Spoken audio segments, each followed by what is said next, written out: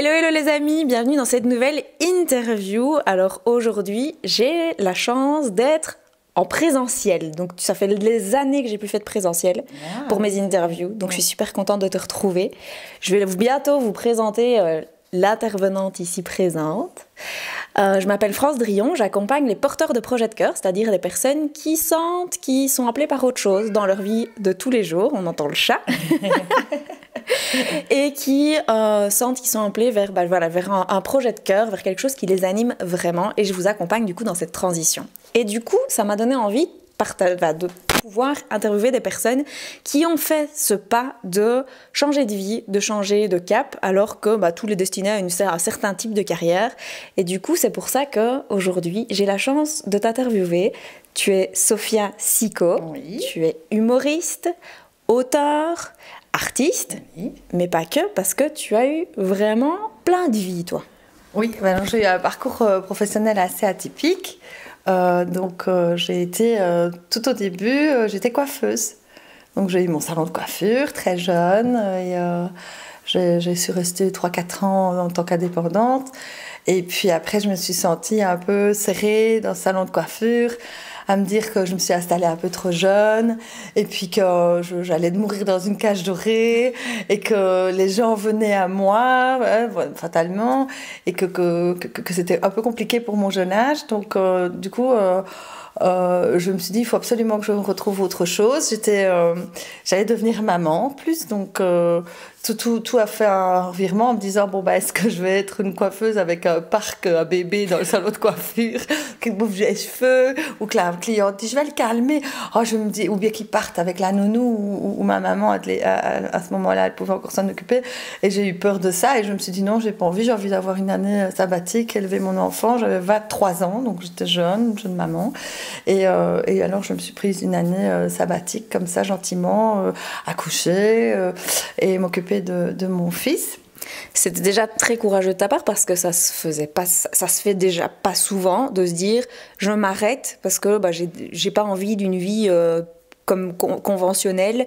Oui, en fait, ce qui se passe, c'est que moi j'aime bien la diversité, j'aime bien ce qui n'est pas vraiment préparé, j'aime bien tout ce qui est, la prévue ne me fait pas peur. Donc, et chaque fois, je me disais, mais comment est-ce que je vais faire pour changer de direction ? La direction, voilà, j'étais enceinte jusqu'aux dents, elle était bien tracée, elle était là. Donc, je me suis dit, allez, on va avoir un bébé qui va arriver, c'est un petit garçon, j'étais toute saute de mon bébé, j'étais fort maternelle, j'étais une maman très, très maternelle. Et ça m'a poussée, c'était pour moi une évidence. Et je me suis dit, je me suis installée beaucoup trop jeune, je me suis ferrée moi-même beaucoup trop jeune. Donc là, j'ai éclaté les chaînes, j'ai retravaillé comme un patron en tant que coiffeuse. Et puis après, je suis rentrée dans un magasin de vêtements chez Etam.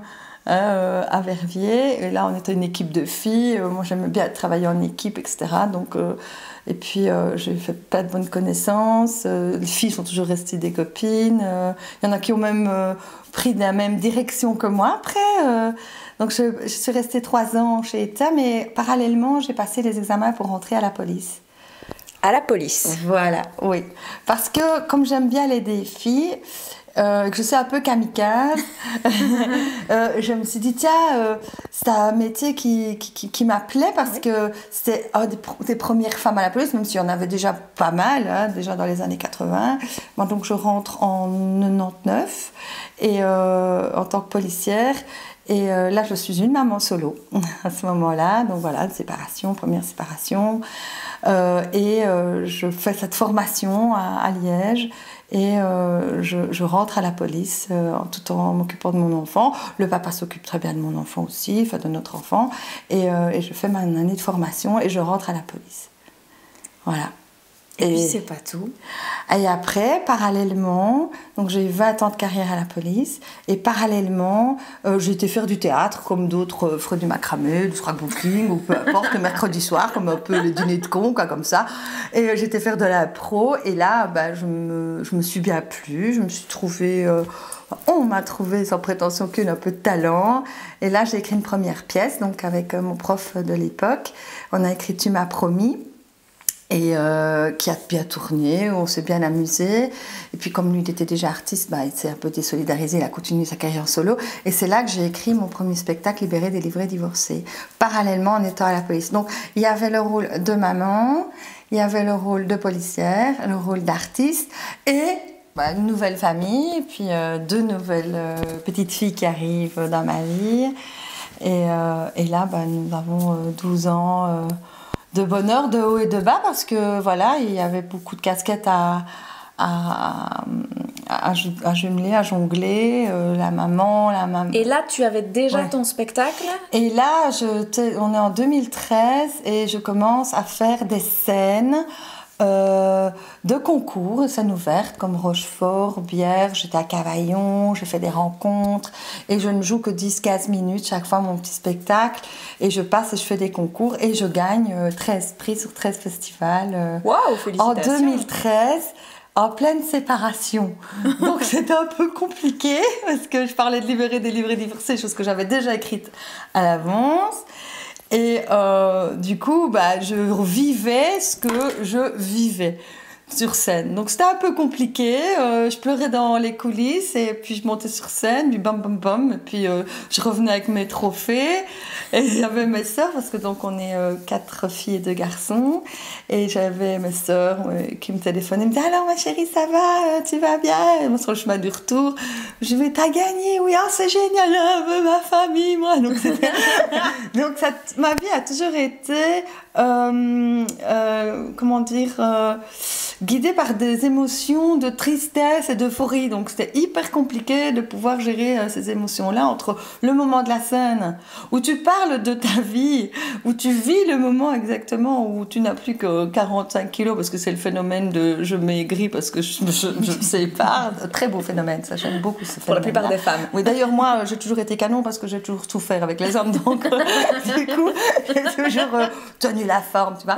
Et d'ailleurs quand je pète comme un popcorn, c'est que je suis bien installée dans une relation, donc il faut faire super attention, tu sais. Alors tu sais, quand tu rencontres quelqu'un, donc apéro, vin, c'est l'euphorie, on se fait des battles de qui fait mieux à manger, tu vois. Donc du coup tu bouffes et tu grossis.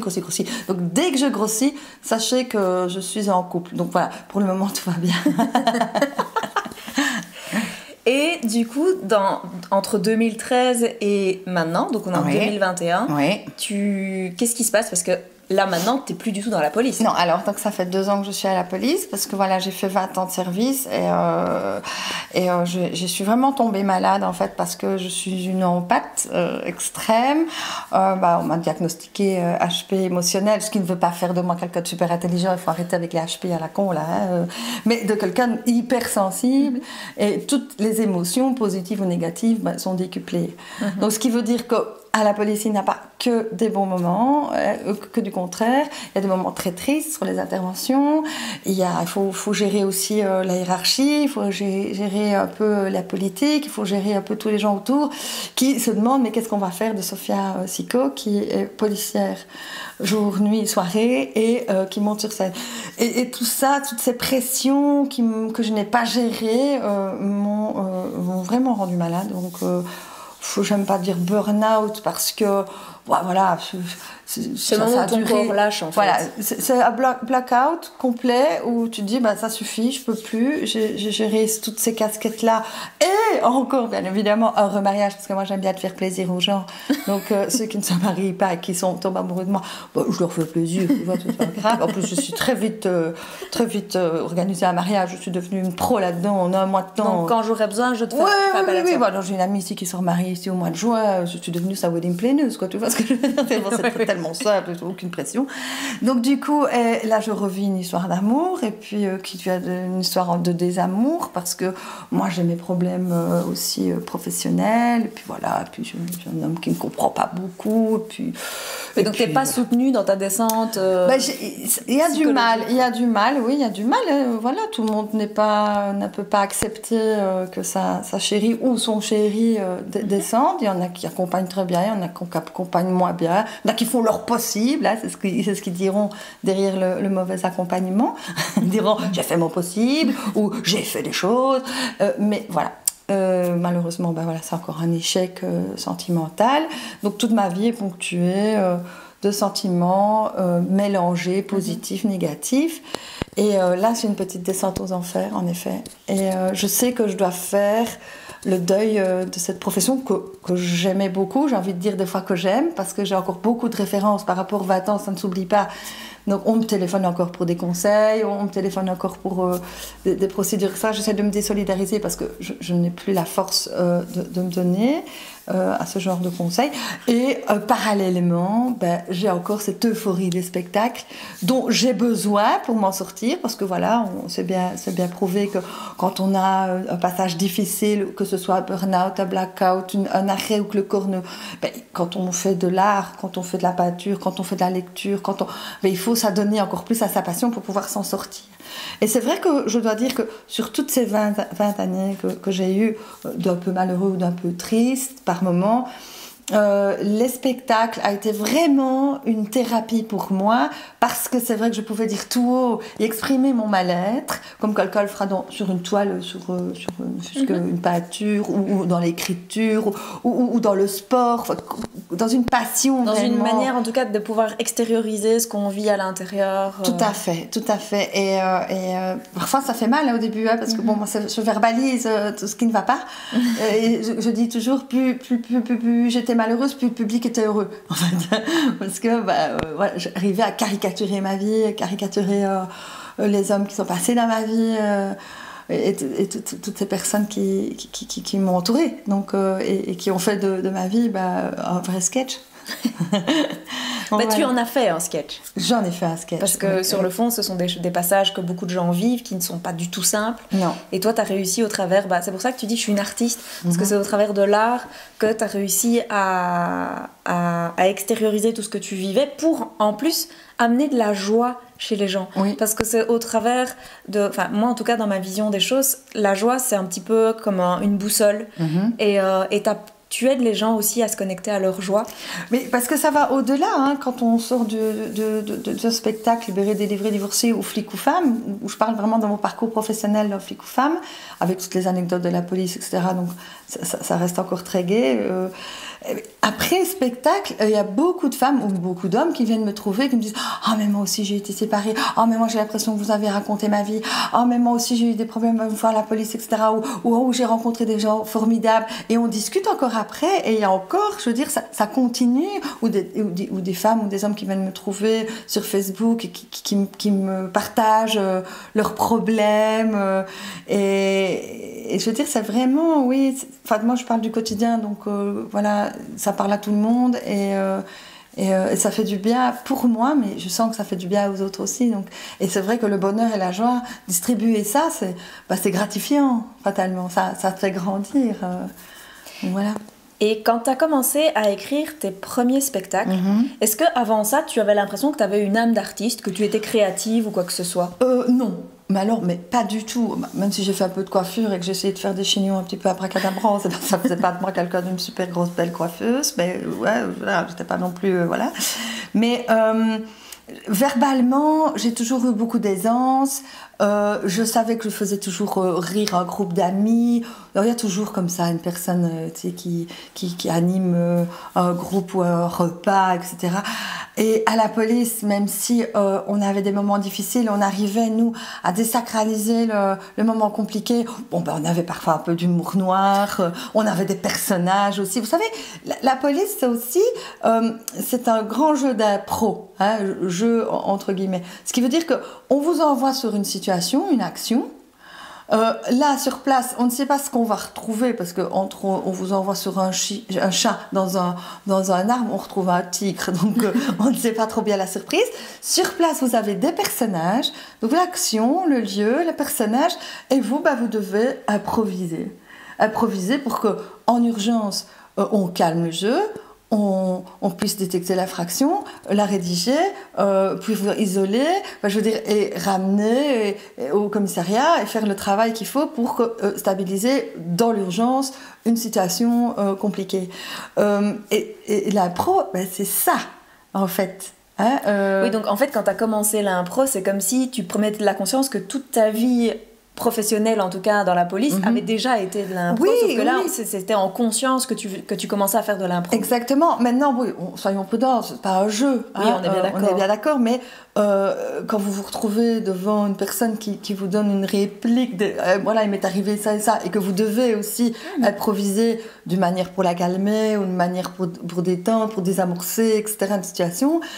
Ben, on est quand même un peu là. Et c'est vrai que quand je fais de l'impro, alors là, on est dans un côté beaucoup plus humoristique. Ben, la verbalisation, laisser le temps à l'autre de parler, écouter, parce que c'est tout un exercice. L'improvisation, c'est pas le mot improvisation. Il y a des règles, il n'y a pas de cabotinage, il faut accepter, il faut prendre. Enfin, je veux dire, voilà, donc il faut écouter l'autre, pouvoir amener. Il faut être dans le moment, j'imagine, il faut être dans le moment présent parce qu'on ne sait pas ce qui va arriver. Donc c'est vraiment, comme tu dis, c'est accueillir ce que l'autre apporte, pour pouvoir surenchérir. Voilà, c'est ça. Donc là, dans tout ce qui était police, c'est trouver une solution plus rapidement.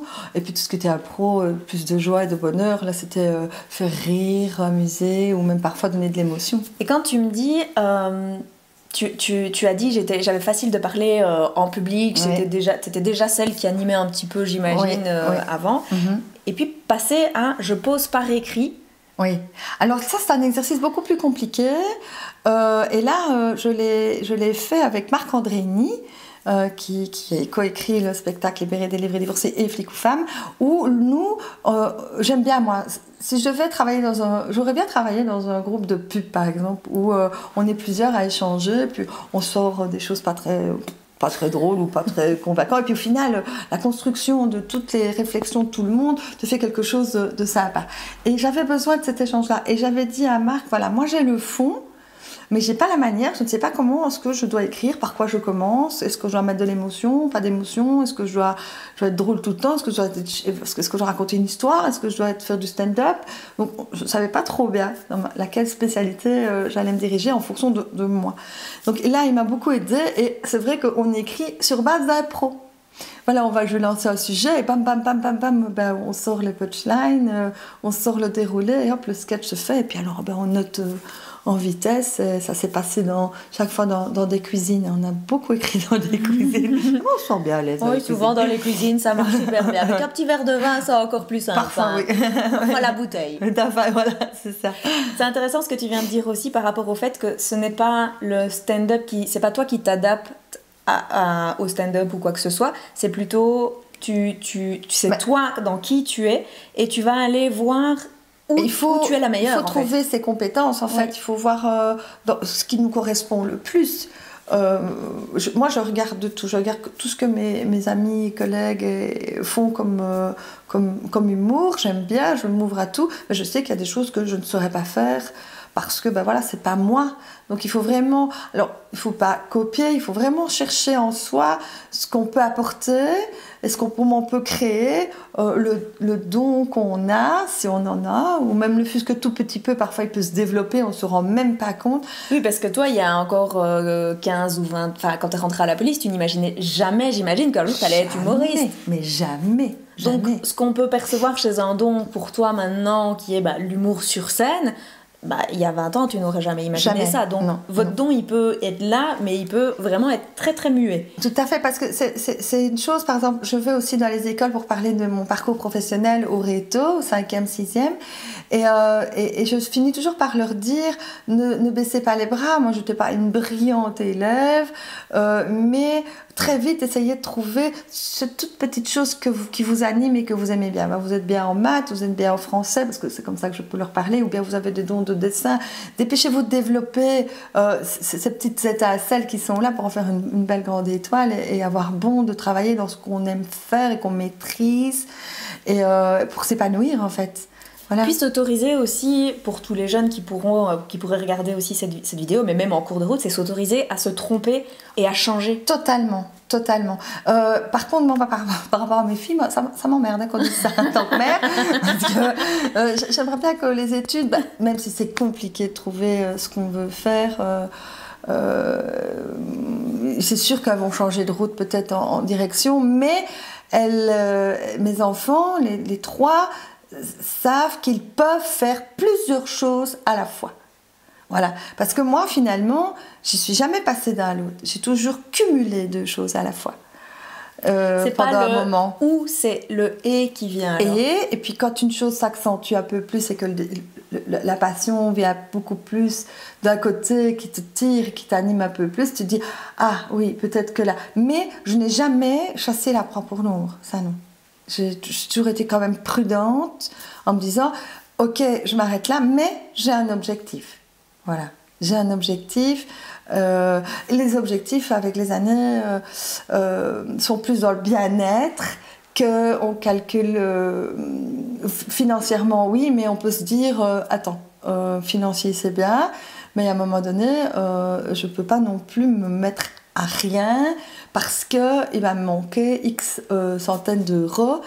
Et que... Oui, quand tu dis ne pas lâcher la proie pour l'ombre, c'est vraiment se dire que l'insécurité, quelle qu'elle soit, en l'occurrence ici c'est même l'insécurité financière, c'est ça nous crée des peurs qui nous empêchent d'avancer en fait. Tout à fait. Donc d'aller vers nos rêves. Et il y en aura. Il y en aura. Voilà, la situation est compliquée. Ici, on est dans le Covid. J'ai eu quand même... j'ai arrêté la police et je me retrouve sans pouvoir jouer. Alors... on dira, bah oui, financièrement c'est compliqué, mais c'est aussi humainement. Je n'ai plus été aussi animée qu'avant, j'ai plus aussi la joie, le bonheur. D'ailleurs, bah voilà, j'ai eu un petit coup de gueule en août 2020 où j'ai craqué dans ma voiture après une interview dans une salle vide où j'avais l'impression de me retrouver dans un cimetière. Ça a été fait spontanément, ça a été viral. Ça n'a pas été toujours bien reçu, hein, parce que les gens ne comprenaient pas. Nous sommes en août 2020. On a là réouvert les frontières, tout le monde est reparti en vacances et on s'imagine qu'au mois de septembre, ça va aller.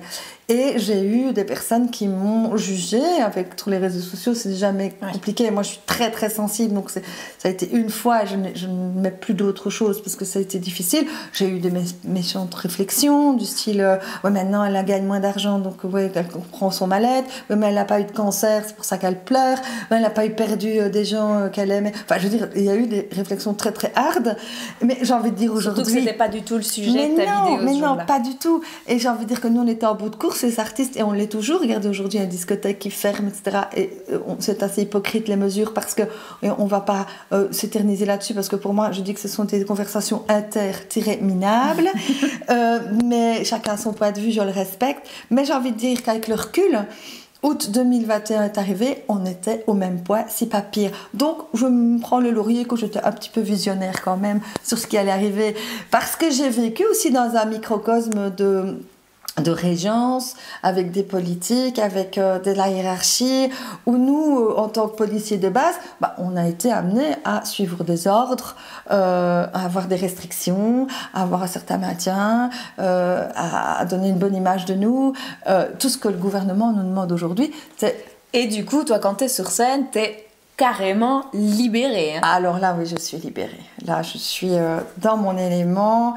Et j'ai du mal avec les caméras, par exemple. Voilà, j'ai du mal avec des interviews. Je me force, hein, je travaille parce qu'ici on va faire quelques capsules, etc. Je me force. J'ai du mal avec la télé. Je ne m'aime pas du tout, j'aime pas du tout mon image. Mais par contre, sur scène, avec un public devant moi, là, je me régale. Je m'en fiche de grimacer, je m'en fiche d'être bien, pas bien, belle, pas belle.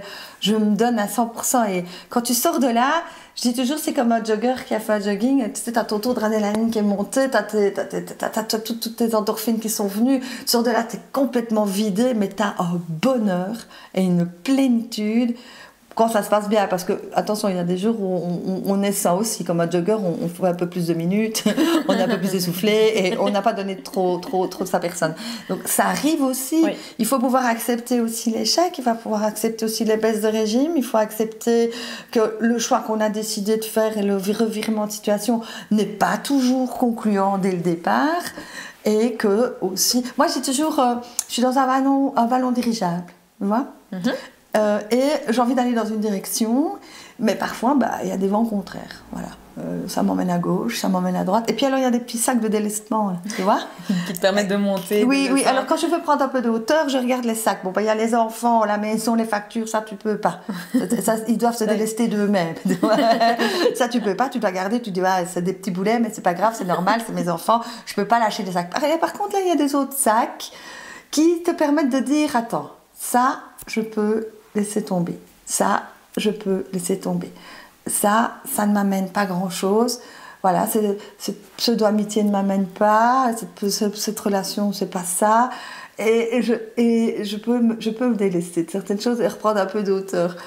C'est une image, je veux dire, mais c'est comme ça que je me vois. En même temps, ça te permet du coup tout le temps d'ajuster, de revoir ce qui est juste pour toi. Tout en sachant que derrière, il y a des vents contraires et que tu n'as pas toujours la maîtrise de ta vie et des surprises qui peuvent arriver sur ton trajet. C'est comme ça, c'est la vie. Sur le fond, on ne contrôle pas grand-chose, hormis les quelques poids que tu vas délester et ceux que tu vas apporter. Voilà, c'est ça. Et ça va et vient comme ça de se dire, pour prendre de la hauteur, parfois tu redescends un petit peu parce que tu t'es repris une autre charge ou elle est venue d'elle-même. Le cadastre de la maison. Et puis voilà, donc c'est vrai qu'au final, quand on en parle comme ça, il faut être un peu couillu. Hein, et puis la vie te donne des coups et tu dois les accepter. Il y a juste une chose moi, que j'ai combattue, c'était l'orgueil, la fierté et l'ego. C'est vraiment des sentiments qui peuvent venir m'envahir parce que voilà, il y a eu des trahisons. Il y a eu des trahisons et que en tant que femme trahie, etc. Tu te dis je veux bien comprendre le fond, t'aimes plus, mais la forme, et là, ça te prend. Et puis, je me suis déjà vue dans ma voiture où je ruminais, vous savez, c'est à ce moment-là où quand on repasse ou quand on fait un truc. Et puis alors, l'histoire en boucle. Voilà, et puis t'as l'orgueil qui arrive, et puis t'as l'ego qui est là, et puis t'as la fierté. Et puis j'ouvrais la fenêtre, je fais sors de là, mon corps, je ne vous veux pas, non, s'il vous plaît, non. Donc, et évacuer tout ce qui est négatif, c'est tellement important pour pouvoir continuer. Et puis après, j'ai été encore envahie par certaines choses. Et puis voilà. Surtout quand on laisse la place à l'orgueil et l'ego, on n'avance pas en fait. Non. Mais tout ce qui est négatif, il faut essayer de se dire, allez, hop, j'ai détecté le mauvais, je le travaille. Voilà, hop. Et qu'est-ce qui m'amène ce problème-là? Je l'évacue aussi, j'essaye. Oui, c'est de repartir par exemple de cette citation à quelque chose malheur est bon pour aller voir c'est quoi le bon dans la situation de merde que je vis là. Oui, voilà, essayer de se dire qu'est-ce que je peux en retirer, qu'est-ce que j'en ai eu finalement de positif de cette histoire, de cette situation, et en tirer parti et se dire allez, c'est bon, voilà. Et ne plus se laisser polluer. Enfin, ça, c'est peut-être ma sagesse de mon grand âge. Mais je te laisse partager ta sagesse, alors. Mais voilà, maintenant, bon, j'ai pas toujours été sage non plus. Faut pas non plus, je suis pas une victime non plus. Je sais répondre. Je sais répondre, je peux être cinglante, piquante, mais pas gratuitement. Donc, je pense pas. Je suis pas fondamentalement une personne méchante. Je suis très, très généreuse, très gentille. C'est ce côté méditerranéen comme ça, où mes parents ne nous ont jamais appris à être jaloux ou envier les autres. Et parfois, c'est sympa d'envier un peu les autres parce que ça t'amène à vouloir peut-être faire un peu pareil.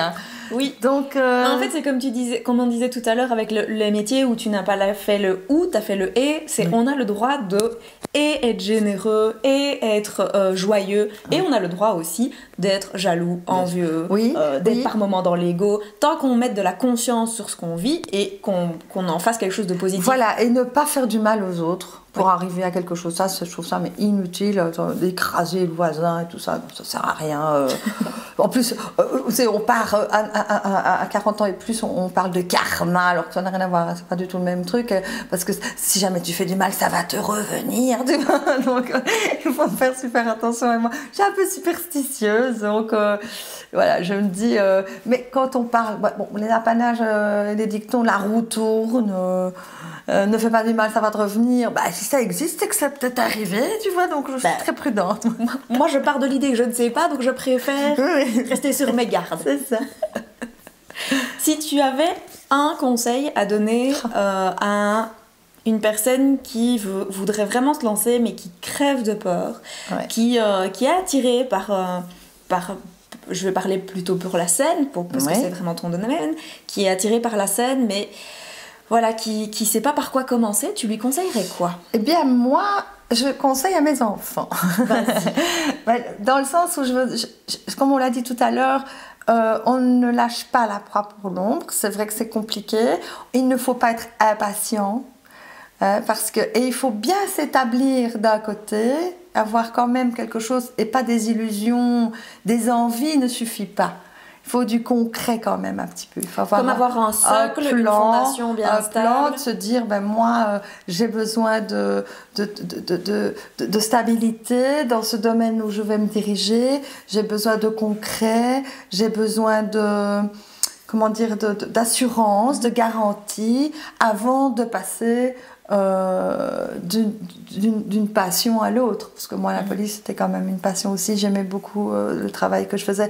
Et est-ce que je peux rajouter sans pour autant avoir toutes les réponses?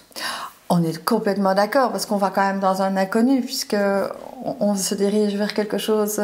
Il y aura des moments inconnus, il y aura des moments où mais on doit se laisser porter aussi.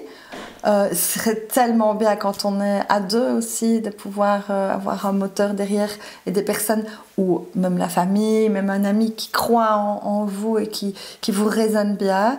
Être coaché aussi, avoir des personnes qui vous disent ok, mais pour ce genre de situation-là, il faut un plan. Voilà. Et ce qui freine beaucoup, et on peut en parler, c'est le côté financier, de se dire oui, mais moi, si je pars de là, comment est-ce que je vais faire pour ça? Oui, ça c'est vrai que c'est ce qui va faire que ça va freiner beaucoup, faire peur beaucoup. Et parfois, on manquera de confort. Mais est-ce que le confort matériel est plus important que le confort de vie, le confort de joie et de bonheur? Je ne pense pas. Parce que je pense que pour t'avoir vu en spectacle vendredi, quand on te voit à la sortie, on voit que tu es complètement nourrie, quoi. Oui. Tes puissances dimèrent, comme tu disais, par rapport à l'adrénaline et ainsi de suite. Mais c'est presque, comme on en parlait tout à l'heure, on a presque l'impression que vous êtes shooté quand vous sortez de scène, tellement vous êtes rempli d'hormones, de bonheur. En fait. Et c'est vraiment une bonne fatigue. C'est une bonne fatigue. Et alors, quand on va près de son public, on a un peu papoté ensemble et je vais faire un petit peu le tour des tables et qu'on reçoit encore des gratifications et qu'on a donné du bonheur et là, tu te dis, voilà, c'est bon. Quoi. Voilà, tu voudrais plus faire marche arrière. Non. Le seul petit moment désagréable, c'est quand Cendrillon retourne au château, à la maison, toute seule, après toute cette euphorie, et qu'elle fait un petit rouleau de printemps dans sa couette, et qu'elle se dit... Un petit loco. Et tu te dis, tout le week-end, j'ai reçu presque 500-600 personnes qui sont venues me voir, et puis lundi, on va sortir les poubelles pour mercredi. Donc il y a un quotidien qui revient, on n'est pas tous les jours une princesse dans un château. Oui, puis comme dans toute situation et dans n'importe quel projet, il y a ses avantages et ses inconvénients. Ouais. Oui, tout à fait. D'ailleurs, moi, c'est ce que je retiens de ce moment avec toi, c'est de vraiment mettre le « et ». On n'est pas toujours dans devoir choisir entre deux choses. On peut choisir deux choses et progressivement en laisser une des deux prendre plus de place. Gentiment, voilà, c'est ça.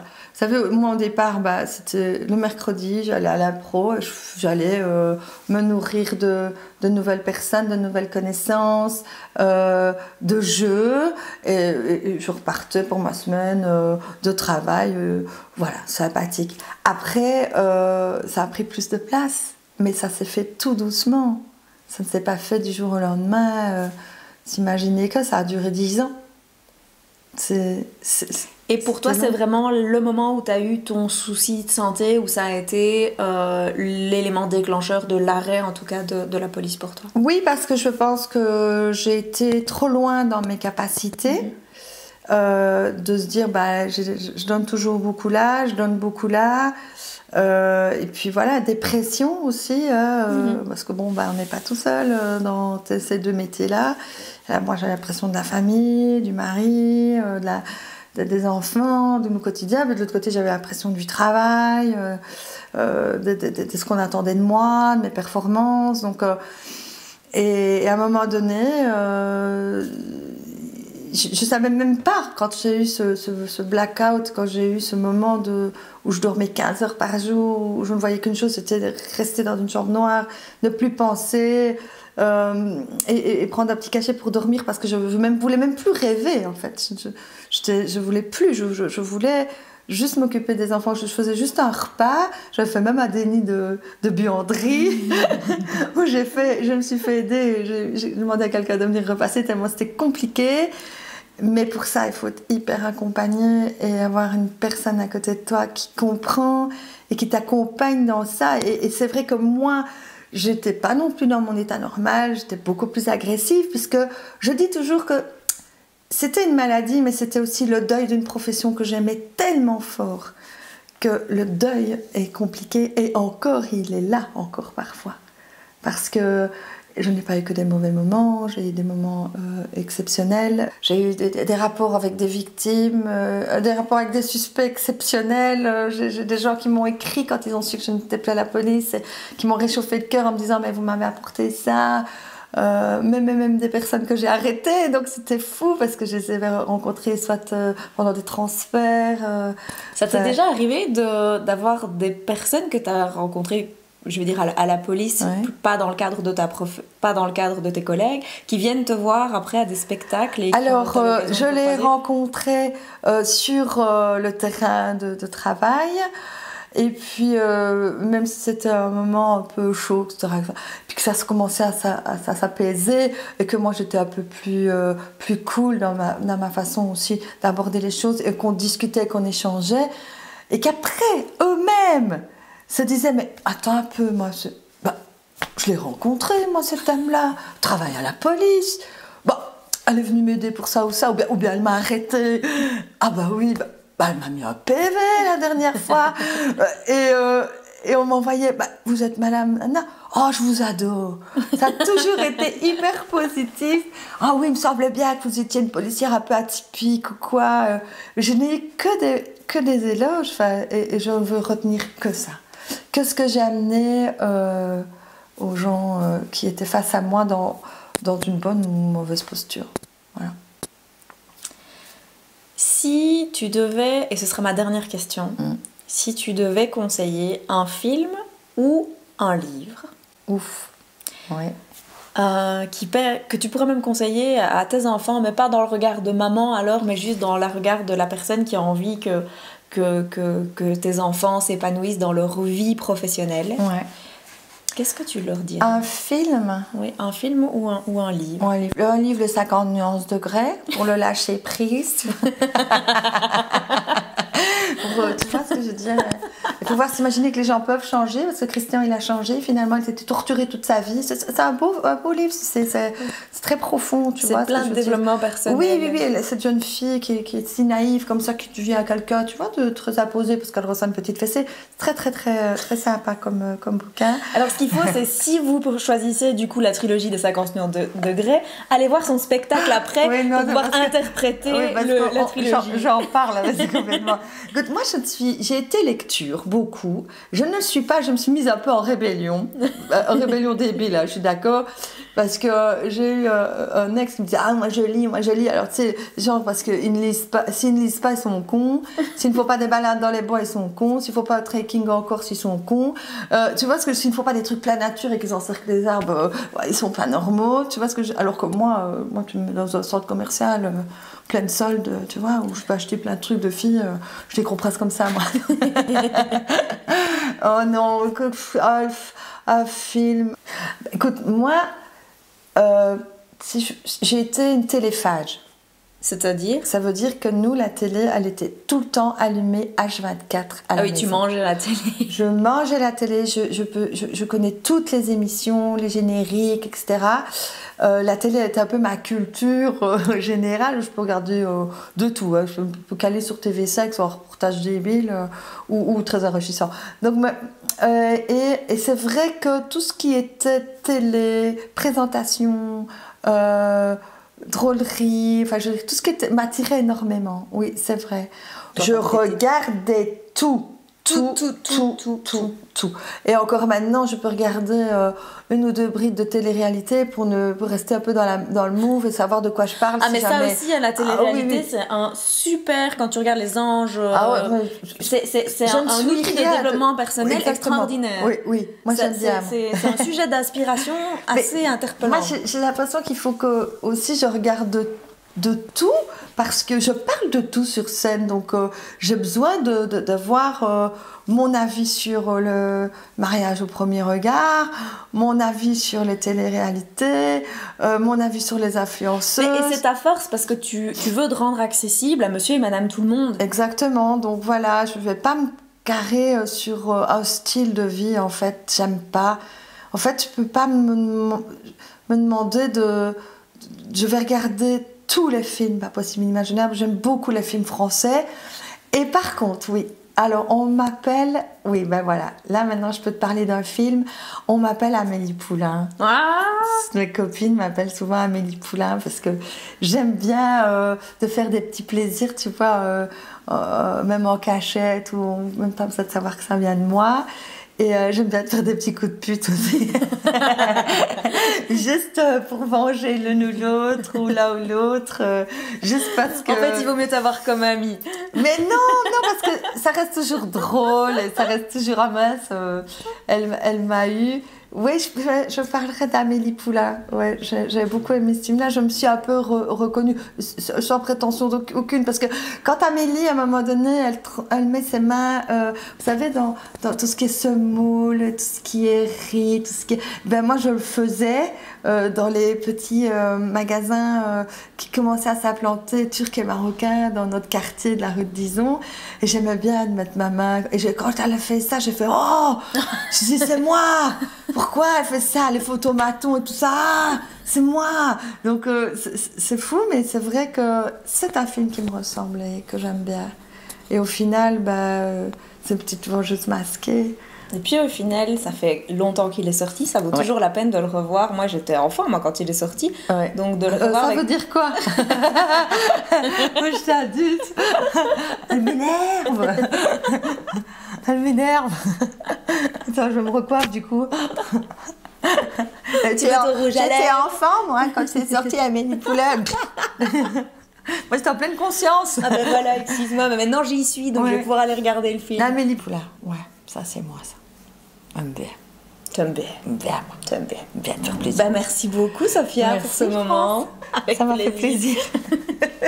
Parce que c'est un exercice pour elle, elle l'a dit, elle n'est pas fort caméra, donc du coup c'est un exercice pour toi. Merci, parce que c'était un exercice pour moi aussi de vérifier que j'avais encore un micro qui allait. Est-ce qu'il mais on n'a pas encore vérifié. Si, normalement il va, je vois la petite barre qui monte et qui descend, qui me dit que ça va toujours.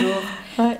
N'hésitez pas à rejoindre Sophia sur sa page Facebook. T'es un peu... Sophia Sicot. Sophia Sicot. Et sur l'agenda, sophiasicot.be, c'est le site. Pour voir les dates qui n'arrivent pas. Pour le moment, avec la Covid. Oui, c'est un peu compliqué. Oui. Et autrement, n'hésitez pas aussi, si vous avez envie de vous lancer et de lancer ce projet de cœur, n'hésitez pas aussi à regarder mon site internet francedrillon.com ou ma page professionnelle Facebook France Drillon Pro. Je vous souhaite de passer une excellente journée. Il y a plein d'autres interviews aussi de personnes qui ont fait le pas de se lancer dans ce projet de cœur qui les a tirés, où ils peuvent diffuser leur message, la joie aussi et beaucoup d'amour, parce que c'est aussi ça que tu distribues. Et je vous fais des gros bisous. Ciao, bisous, ciao. À bientôt.